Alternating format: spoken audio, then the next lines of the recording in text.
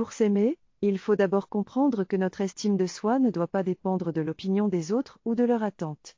On peut parfois avoir du mal à s'aimer car on pense ne pas correspondre aux critères attendus par la société, notre famille, ou même nous-mêmes.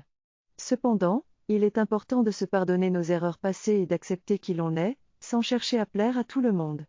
L'amour de soi est essentiel pour réussir dans la vie et pour avoir de bonnes relations avec les autres, même si cela peut parfois être difficile.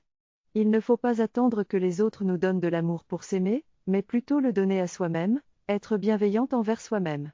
Cela nous permettra de ne pas tomber dans la toxicité des relations où l'on dépend de l'attention et de l'amour des autres. En somme, je dois apprendre à m'aimer tel que je suis, sans chercher la validation des autres. Dans une relation amoureuse, il n'est pas toujours de la responsabilité de mon partenaire de me rassurer en permanence.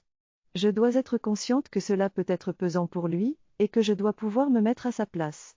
Je ne dois pas m'aimer seulement en fonction des autres, mais plutôt apprendre à m'accepter tel que je suis, faire la paix avec mon passé et me pardonner mes erreurs.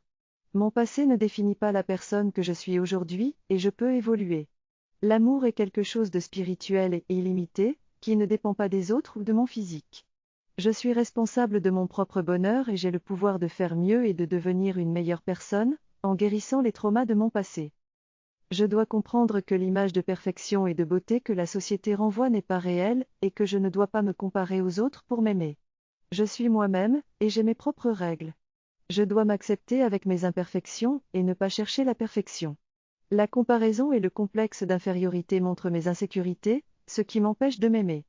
Je dois être plus gentil avec moi-même, prendre le temps de me connaître et savoir ce qui me fait du bien. Je dois intégrer des affirmations positives dans ma vie quotidienne pour me booster et changer ma perception de moi-même. Je ne dois pas répondre à des critères établis qui tuent ma créativité et mon individualité. Je dois chercher à être entière pour être épanouie et apprendre à m'aimer. La personne qui écrit demande l'avis du lecteur avant de conclure son message en souhaitant que tout le monde se protège et en remerciant. Elle dit au revoir en utilisant le mot ciao.